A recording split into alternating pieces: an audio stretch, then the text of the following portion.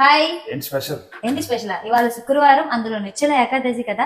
పూజ అయితే చాలా బాగా అయింది. కొంచెం లేట్ అయింది. 4 o'clock లేచి అన్ని అరేంజ్ చేసుకొని ఇంకొంచెం ఫ్రూట్స్ అవి తెచ్చుకోవాలంటే తీసుకొని వచ్చి ఇలా పూజ చేసుకునేసరికి చాలా లేట్ అయింది. వాళ్ళు ఏంటో కానీ వేడి మొత్తం తడిచిపోతున్నాను. పూజ ఇప్పుడు అయింది. బ్రేక్ఫాస్ట్ రెడీ చేస్తున్నాను. అమ్మవారిని చూసి ఇద్దరు వచ్చేయండి. నా ఏకాదశి శుక్రవారం పూజ. ఏకాదశి శుక్రవారం పడితే చాలా హ్యాపీగా అనిపిస్తుంది కదా, ఎందుకంటే అమ్మవారి పూజ అయిపోద్ది, ఏకాదశి ఉపవాసం కూడా అయిపోద్ది అనమాట. ఈరోజు ఫాస్టింగ్ అండి. నా పూజ ఎలా ఉందో కామెంట్ చేయండి. అమ్మవారు అయ్యవారు మీకు కనిపించట్లేదేమో, దగ్గర నుంచి చూపించేసే. మొత్తం ఇలా అరేంజ్ చేసుకొని అమ్మవారికి 108 రెడ్ ఫ్లవర్స్తో అష్టోత్తరాలు చదువుకొని పూజ అయితే ఫినిష్ చేసుకున్నాను. నేను దుర్గమ్మకి పారిజాత పువ్వులతో అష్టోత్తరాలు అండ్ రోజ్ ఫ్లవర్స్ కూడా అమ్మవారికి వేసి అష్టోత్తరాలు కుంకుమ పూజ అయితే చేసుకున్నాను అనమాట.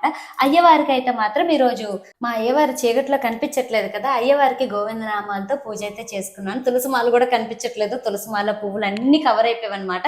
ప్రసాదం విషయంకి వచ్చేసరికి ఇంకా వడపప్పు, పానకం అండ్ పరమాన్నం, కొమ్ము శనగలు నైవేద్యంగా పెట్టాను. తాంబూలం ఈ రోజు అయితే మాత్రం ఫ్రూట్స్ అయితే మామిడి పళ్ళు తీసుకొచ్చి పెట్టేశాను అనమాట.